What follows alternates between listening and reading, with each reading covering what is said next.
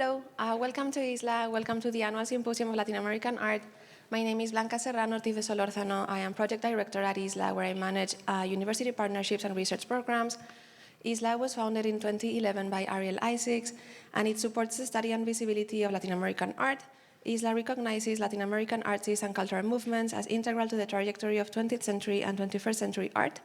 We seek to expand these narratives by creating opportunities for researchers, curators, and the public through grants, exhibitions, publications, and art and archival collections. So ISLAA's university partnerships are the longest and also first initiatives of ISLAA. We provide research and programming to support individuals, universities, and partner institutions, and through our universities, we cultivate intellectual exchange, providing resources and programs for researchers, curators, and the public.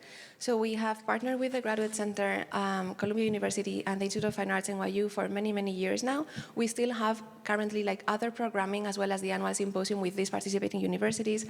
But I'm very excited to have these three universities collaborate together and see their students working together for the annual Symposium of Latin American Art, which was established in 2016. I have the honor of having been one of the founding students when I was doing my PhD at the Institute of Fine Arts, and it's been a pleasure to see the program grow and develop and incorporate new universities to the program, hopefully many more in the future. And this is the 8th edition of the annual symposium, and it's a very special edition for us because it's the first one that we're hosting at ISLAA Space. The new ISLAA Space where you're at today was opened in October last year in 2023. And in this gorgeous setting, I think it's very special to have an academic discussion with real artworks next to you. It's also very rare in the university context to be able to have a conversation with real objects instead of just resorting to slides.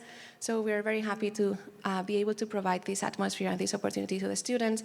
I think the annual symposium is also a great opportunity for the organizer students to meet scholars that they're interested in through the invited keynote speaker, for example, but also connect and create a larger sense of a cohort within the city and also get professional experience in events management. I would add that since it was created, we have dedicated a few issues of our in-house journal Vistas, Critical Approaches to Modern and Contemporary Art, to reflecting some of the outputs of the annual Symposium of Latin American Art. And we just released this month the 10th issue of Vistas, dedicated to last year's symposium. So this is it. You can grab a copy at the little bookstore we have here to your left at the entrance, and also previous copies of other years of the symposium so that you can learn a bit about what we've done in the past, other themes, other collaborators. And finally, I would like to thank everyone involved. I will start by the professors, Jerónimo Duarte Riascos from Columbia University, Ana Inditz Lopez from the Graduate Center CUNY, and Edward J. Sullivan from the Institute of Fine Arts NYU. Then the wonderful organizers, Susan Oppenheimer, Laura Suarez Rodriguez, Joseph Shekewitz, Cristalina Parra, Luis Marnaceda, and Ana Luisa de Claudio. And then obviously my dear team, especially Nicole Kag, Lucy Hunter, Olivia Casa, and Ariel Isaacs. And then thank you to the audience and participants. Thank you so much.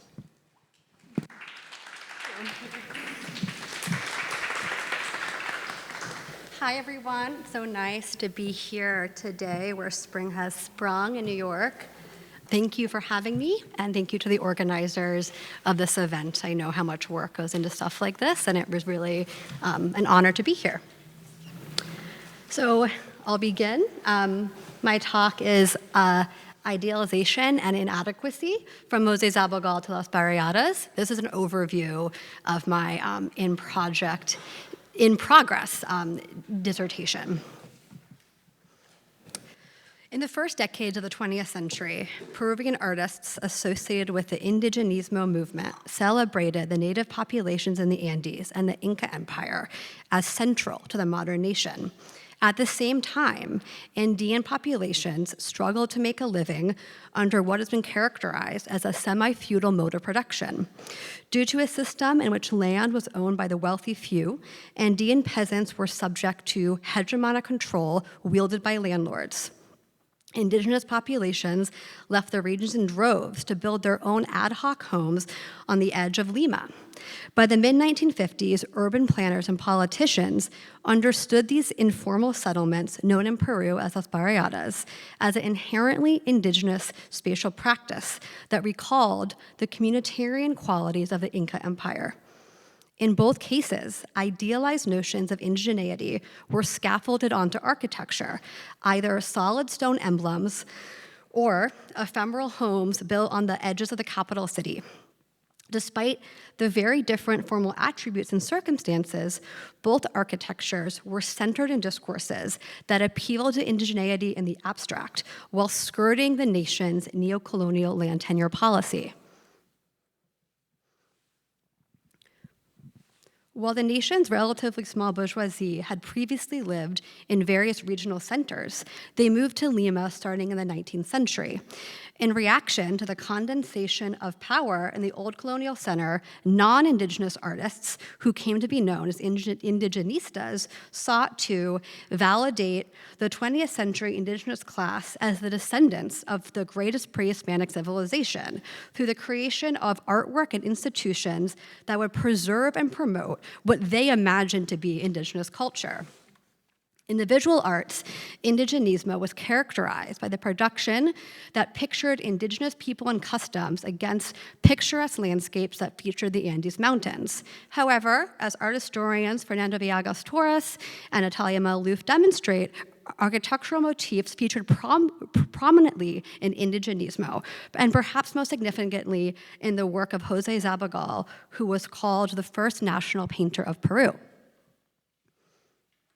And this is all his work here, along with an article he wrote about the architecture of Arequipa. While recent scholarship on indigenismo in Peru highlights different aspects of its historical significance, from fomenting a nationalism in opposition to European and North American influence to forming Peru's avant-garde, scholars agree that it had an ambivalent material impact on the daily life of people in the Andes. Before the passage of land reform in 1968, many people in the Andes worked on large agricultural estates called latifundios, which afforded them limited social mobility.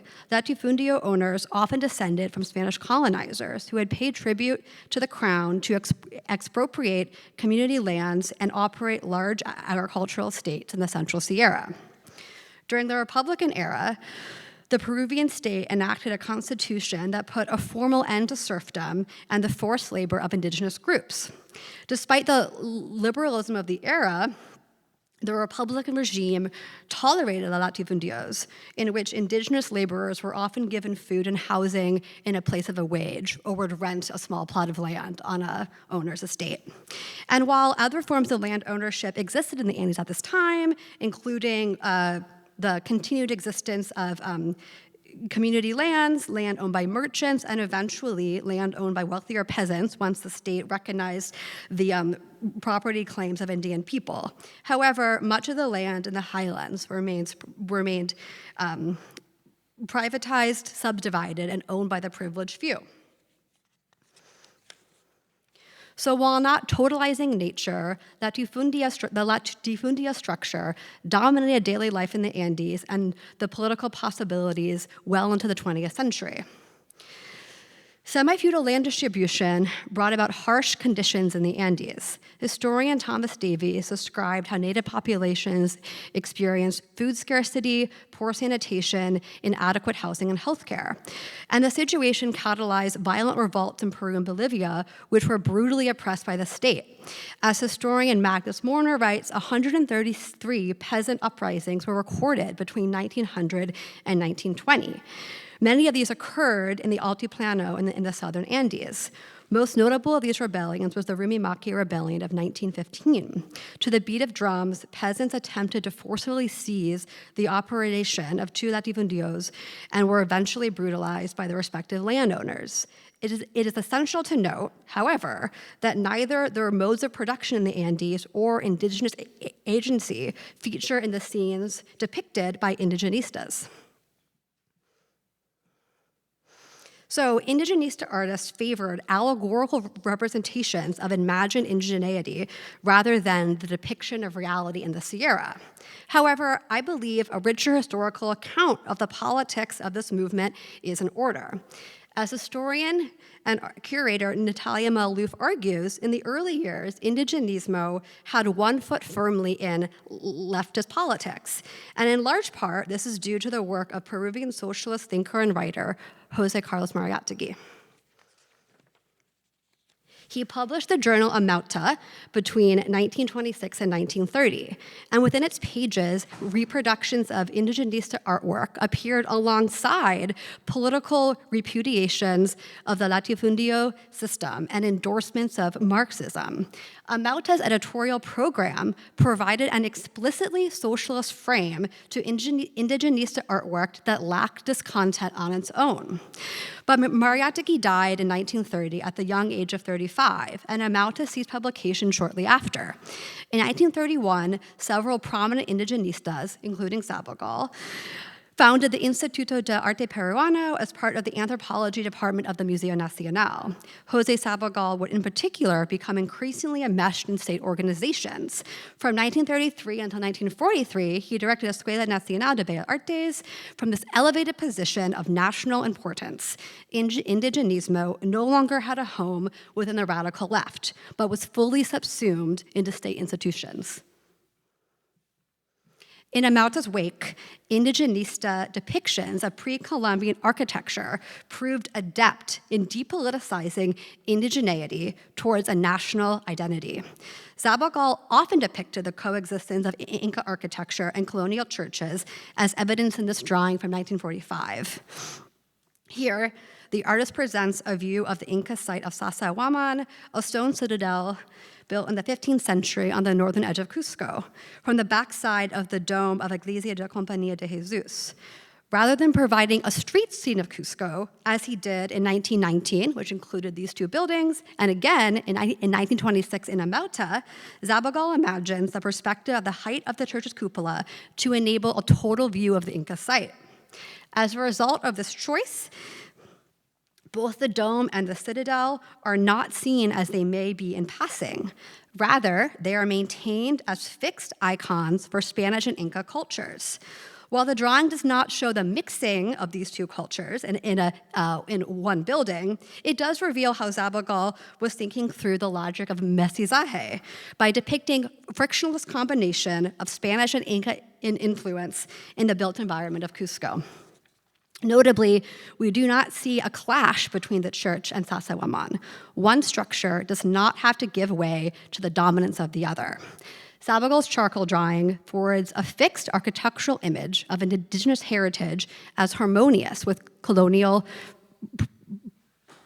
as in harmony with what came before, with colonization. In other words, Sabogal provides in this image an alternative to the contested political realities of native populations in the Andes living under the latifundio system. Some water.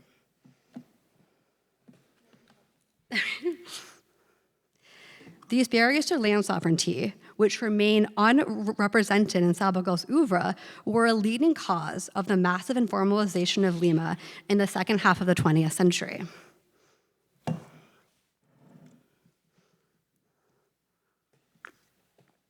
In response to Lima's growth, the National Housing Corporation proposed ambitious plans to modernize the nation's housing stock, and in turn the nation.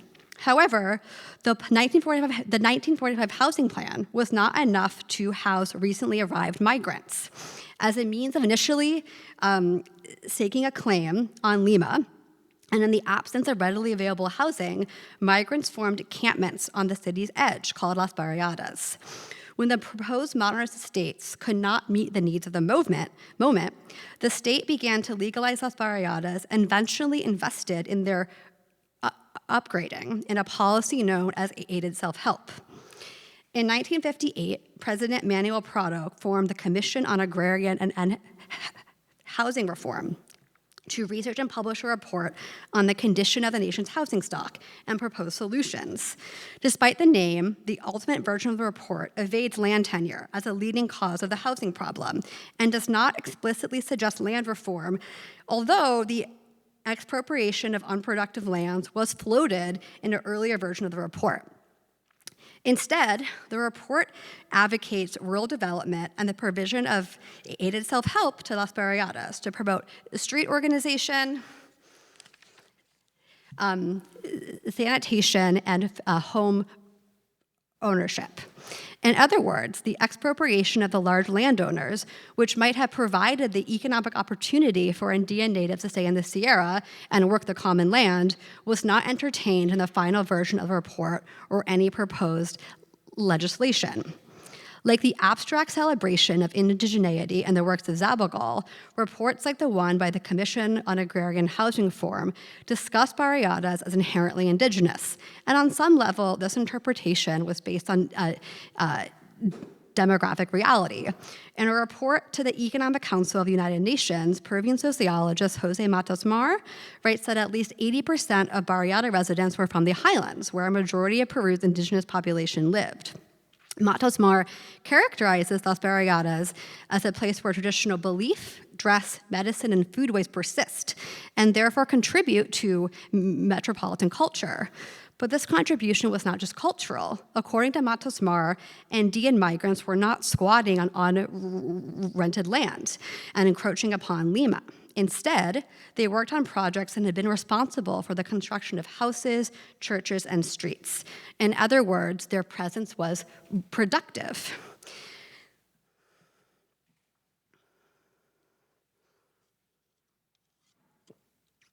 In the opening pages, the Commission on Agrarian Housing Reform remarks that the precarious situation in Las Barriadas gives way to cooperation in the community. This marked a shift in the national government's regard for peripheral urbanization, from a plague to a resource to be harnessed. Informe sobre la vivienda en Peru insists that the tradition of community work is already evident in Las Barriadas. The report suggests that the technical assistance of Las Barriadas will supplement an ancient Peruvian tradition to make up for what the nation lacks in capital.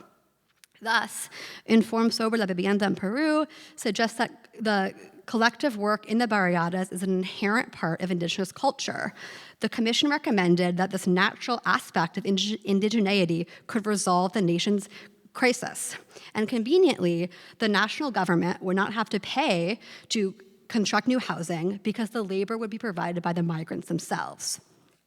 Although neither the members of the Commission nor Sabogal explicitly invoke the Inca Empire, I propose that this reference is latent in these reports. In 7 essays on Peruvian reality, Jose Carlos Mariátegui proposes that the Incan communal land ownership and the continued existence of these lands contains the kernel of socialism in Peru. Across the reports, the collectivist nature of Andean migrants is viewed as a tool to overcome the nation's housing crisis. In their invocations of community spirit, the report authors recall Mariátegui and the broader indigenista interests in the Inca Empire. They twist Mariátegui's explicitly socialist idea into something to be harnessed towards developmentalism. The connection had been made explicit by Peruvian politicians around the same time as the publication by the Commission on Agrarian Reform. In August of 1957, in El Arquitecto Peruano, the former director of the National Housing Corporation and the future president of Peru, Fernando Belaúnde Terry, reflected that while past Peruvians had sown the landscape with monuments, it was present Peruvians who were, by building together, were making a better country. A later issue on a state housing project built in the aided self-help model was named for the Quechua word for the Inca Empire, making this connection all the more apparent. The relationship between Sabogal's depiction of architecture and mid-century reports on housing hinges on an essentialized view of indigeneity and a disavowal of agrarian reform. In the years following the cultural embrace of the Inca Empire as the root of modern Peru, hundreds of thousands of people from the Andes migrated to Lima. Initially, their presence on the urban periphery was seen as a threat. Gradually, urbanists embraced las barriadas as a legible way of placemaking that could rejuvenate Peruvian cities. Both Inca sites and las barriadas became places to abstract indigeneity into a resource towards the modernization of Peru. As historian Eric Hobsbawm argues, cultural practices that claim a long lineage tend to be recent in origin and aimed at establishing past continuity with the present. These invented traditions emerge not because the old ways do not exist, but because they are deliberately not used. This frame is illuminating for the material I have worked with today. Instead of supporting the movement for land reform, which would have extended the vestiges of communal social structures in the Andes, Peruvian artists and politicians created a myth of contemporary indigeneity and its connection to the Inca Empire. Across radically different built forms, indigenismo across radically different built forms, indigenismo and Peru's turn to aided self-help illustrate how cultural and political elites conceptualize the sizable indigenous population as something useful when kept in the abstract, but problematic in the reality of the present.